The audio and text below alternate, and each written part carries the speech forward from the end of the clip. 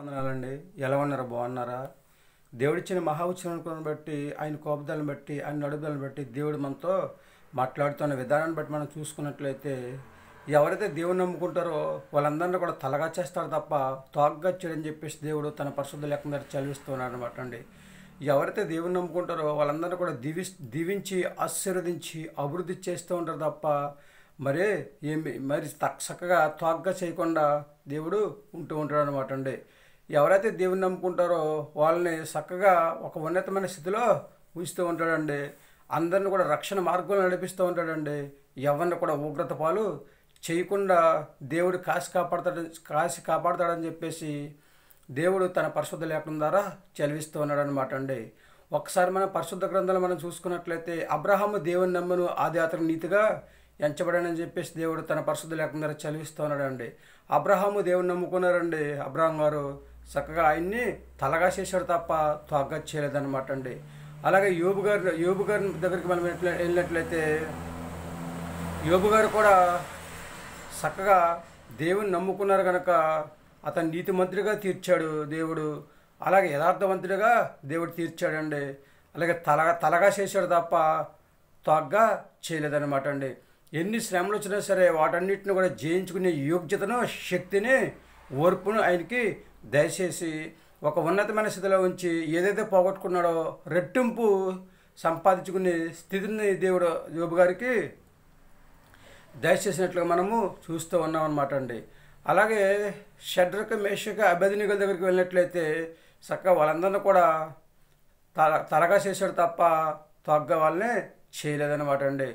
వాళ్ళకి ఎప్పుడు ఎక్కడ సహాయం అయితే చేయాలో సహాయం చేసి వాళ్ళని కూడా ఒక ఉన్నతమైన స్థితిలో ఉంచాడనమాట అండి. వాళ్ళని అగ్ని ఏమీ చేయకుండా వాళ్ళని కాచి కాపాడాడండి. చక్కగా వాళ్ళందరినీ కూడా దీవించాడు, ఆశీర్వదించాడు అనమాట అండి. కాబట్టి దానియేలు గారిని కూడా దేవుడు దీవించాడు, ఆశీర్వదించాడు, తలగా చేశాడు అనమాట అండి. సింహాల బోన్ నుండి దేవుడు దానియేలు గారిని రక్షించేట్లుగా మనము చూస్తూ ఉన్నాం అనమాట అండి. ఎందుకంటే సర్వశక్తి గల దేవుడికి అసాధ్యమైనది ఏది లేదండి. సమస్తమును సాధ్యపరిచే దేవుడు మనకు తోడుగా నీడగా సాకారుగా ఉపకారంగా ఉన్నప్పుడు ఎన్నున్నా సరే, ఎన్ని శ్రమలైనా సరే వాటన్నిటినీ జయించి జయ జీవితాన్ని జీవించే యోగ్యతను మనకి దయచేస్తూ ఉంటాడు అనమాట అండి. పగబట్టి దానియేలు గారిని సింహానుభవంలో వేసినప్పుడు ఎవరైతే పగబట్టి సింహానుభవంలో వేయించారో వాళ్ళే పాడైపోయారు తప్ప దానియేలు గారు నీతిమంతుడు కనుక ఆయన ఎన్నటికీ చక్కగా పాడైపోకుండా సమస్త దుర్నీతిని వెతికి రక్షించి సింహాల బోన్ నుండి దానియేలు గారిని రక్షించి ఒక ఉన్నతమైన స్థితిలో ఉంచినట్లుగా మనం చూస్తూ ఉన్నాం అనమాట అండి. మనము కూడా దేవుడు నమ్ముకున్నట్లయితే మనందరిని కూడా తలగా చేసి మనకు ఎప్పుడు ఎక్కడ సహాయం చేయాలో ఆ విధంగా సహాయము చేస్తూ ఉంటాడు అనమాట అండి. యేసుక్రీస్తు వారు చక్కగా మనకున్న శ్రమలన్నీ కూడా తీసివేసి మనందరిని కూడా తలగా చేసి మనందరికి కూడా నిత్యరాజ్యంలో నిత్య జీవాన్ని ఇవ్వడానికి మనందరికీ కూడా దేవుడు చక్కగా మనందరి హృదయాలు వెలుగుని నింపడానికి దేవుడు ఎన్ని శ్రమలైనా సరే భరించి మనందరిని కూడా ఆనందంగా ఉంచడానికి దేవుడు ఈ లోకానికి వచ్చినట్లుగా మనము చూస్తూ ఉన్నాం అనమాట అండి. కాబట్టి అందరిని కూడా రక్షణ మార్గంలో నడిపించాలని ఆలోచన కలిగి దేవుడు ఈ లోకానికి వచ్చినట్లుగా చూస్తూ ఉన్నాం అనమాట అండి.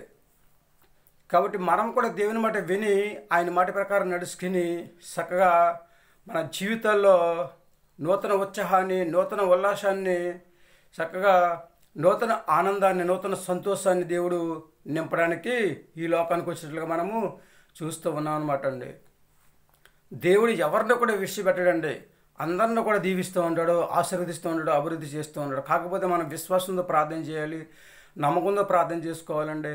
చక్కగా దేవునికి అంగీకారంగా మనం జీవించినట్లయితే 100% మనకి సమాధానము వస్తూ ఉంటుందని చెప్పేసి దేవుడు తన పరిశుద్ధ లేఖనం ద్వారా చదివిస్తూ ఉన్నాడు కనుక మనందరము కూడా దేవుని మాట విందామండి. ఆయన మాట ప్రకారం నడుచుకుందామా, విశ్వాసంతో ప్రార్థన చేసుకుందామా. అప్పుడు దేవుడు మనకి ఎప్పుడు ఎక్కడ సహాయం చేయాలో అప్పుడు మనకు సహాయం చేసి మనందరిని కూడా తలగా చేసి మనందరినీ కూడా ఒక ఉన్నతమైన స్థితిలో ఉంచడానికి దేవుడు ప్రయత్నం చేస్తూ ఉంటాడు అనమాట అండి. ఏమంటారు?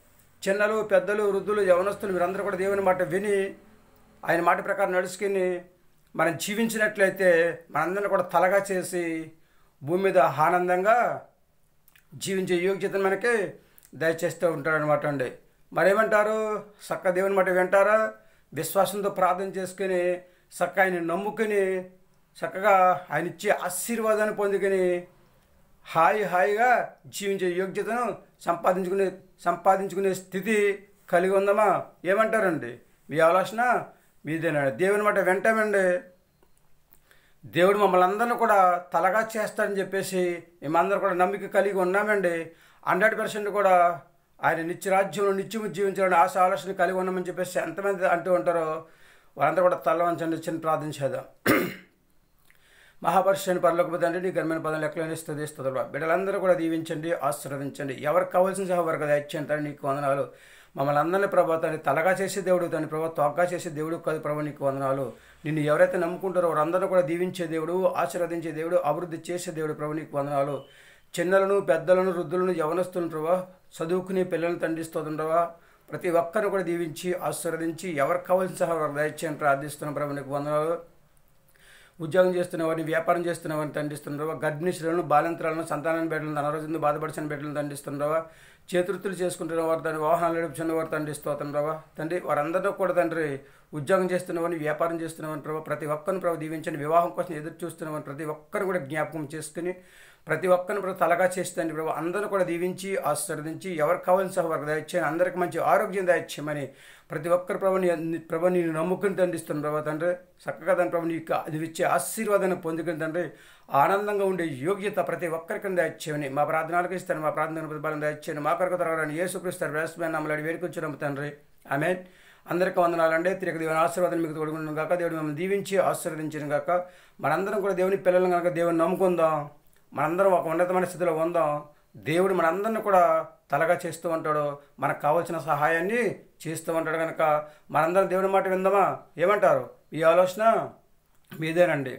దేవుడు మనల్ని ఆశీర్వదించాలని, చక్కగా దీవించాలని, ఆనందంగా ఉంచాలని, తలగా చేయాలని చెప్పేసి, రక్షణ మార్గంలో నడిపించాలని చెప్పేసి, ఇంకా ఎవరైతే శ్రమల్లో ఉన్నారో వాళ్ళందరినీ కూడా లేవనెత్తి వాళ్ళ జీవితంలో ఆనందాన్ని ఇవ్వాలని చెప్పేసి, ఆనందకరమైన జీవితాన్ని ఇవ్వాలని చెప్పేసి దేవుడు ఆలోచన కలిగి ఉన్నాడు. కనుక మనము ఈ ఆనంద మాసంలో ఆనందంగా ఉండే యోగ్యత దేవుడు మనందరికి దయచేయను గాక. దేవుడి మాట విని ఆయన మాట ప్రకారం నడుచుకుని మనందరం కూడా ఆనందంగా హాయిగా మంచి ఆరోగ్యం కలిగి భూమి మీద జీవించే యోగ్యత మనందరికి దేవుడు దయచేయను గాక. ఆమెను వింటారా దేవుని మాట? చేస్తారా విశ్వాసంతో ప్రార్థన? జీవిస్తారా దేవుని నమ్మకంగా? ఉంటారా ఆనంద మాసంలో ఆనందంగా? ఏమంటారు?